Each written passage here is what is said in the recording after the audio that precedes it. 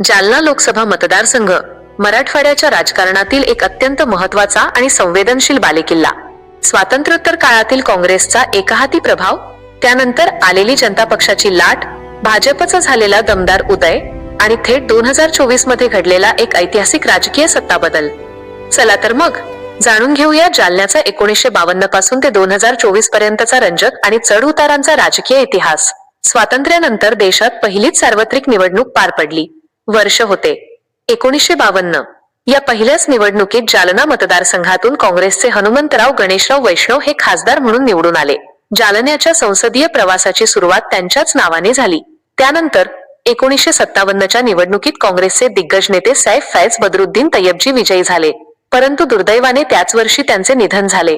त्यामुळे लागलेल्या पोटनिवडणुकीत रामराव नारायणराव निवडून आले आणि त्यांनी जालन्याचे प्रतिनिधित्व केले. पुढे 1962च्या निवडणुकीत रामराव नारायणराव यांनी काँग्रेसच्या तिकिटावर पुन्हा एकदा बाजी मारली. या संपूर्ण कालखंडात जालन्यावर काँग्रेसची पकड अत्यंत मजबूत राहिली होती. एकूणच काँग्रेसचा हा विजयरथ पुढेही चालू राहिला.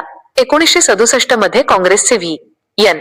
जाधव विजयी झाले, तर 1971च्या निवडणुकीत बाबूराव जंगळू काळे यांनी जालन्यात काँग्रेसचा झेंडा फडकवत ठेवला. पण 1977ची निवडणूक मात्र ऐतिहासिक ठरली. देशभरात आणीबाणी विरोधात उसळलेली जनता लाट जालन्यातही धडकली. या निवडणुकीत पुंडलिक हरी दानवे यांनी भारतीय लोकदलाकडून लढत देत विजय मिळवला आणि काँग्रेसच्या अभेद्य गडाला सुरुंग लावला. मात्र ही पकड जास्त काळ टिकू शकली नाही. 1980 मध्ये काँग्रेसने जोरदार पुनरागमन केले आणि बाळासाहेब पवार खासदार झाले. त्यानंतर 1984 मध्येही बाळासाहेब रामराव पवार यांनीच विजय मिळवून काँग्रेसचे वर्चस्व सिद्ध केले. 80च्या दशकाच्या शेवटी राजकारणाला नवी कलाटणी मिळाली. 1989 मध्ये पुंडलिक हरी दानवे यांनी भाजपच्या तिकिटावर विजय मिळवत जालन्यात भाजपचे खाते उघडले. त्यानंतर 1991 मध्ये पुन्हा एकदा काँग्रेसचे अंकुशराव टोपे विजयी झाले, परंतु 1996 मध्ये भाजपच्या उत्तमसिंह पवार यांनी जागा खेचून आणली आणि पुढे 1998 मध्येही आपला विजय कायम राखला.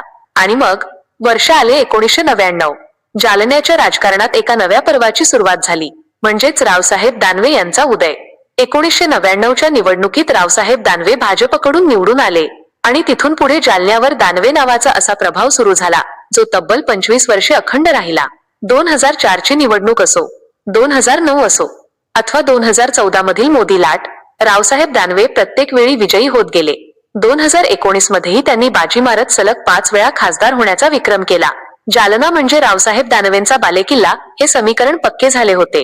पण राजकारणात काहीही कायम नसते आणि आली 2024ची लोकसभा निवडणूक. तब्बल 25 वर्षांनंतर जालन्यात एक मोठा राजकीय भूकंप झाला. मराठा आरक्षण आंदोलन आणि राजकीय समीकरणांच्या पार्श्वभूमीवर काँग्रेसचे डॉक्टर कल्याण वैजनाथराव काळे यांनी भाजपचे रावसाहेब दानवे यांचा तब्बल 1,09,958 मतांनी दणदणीत पराभव केला. या पराभवाने जालन्यातील 25 वर्षांची राजकीय सत्ता उलथवून लावली. 1952 मधील हनुमंतराव वैष्णवांपासून ते 2024 मधील कल्याण काळेंपर्यंतचा हा प्रदीर्घ प्रवास म्हणजे जालन्याच्या बदलत्या, संघर्षाच्या आणि ऐतिहासिक राजकारणाची जिवंत कहाणी आहे. तुम्हाला या संपूर्ण इतिहासातील सर्वात प्रभावी खासदार कोण वाटतो? तुमची प्रतिक्रिया कमेंट बॉक्स मध्ये नक्की कळवा. महाराष्ट्राच्या अशाच सखोल राजकीय विश्लेषणासाठी द चावडीला आत्ताच सबस्क्राईब करा.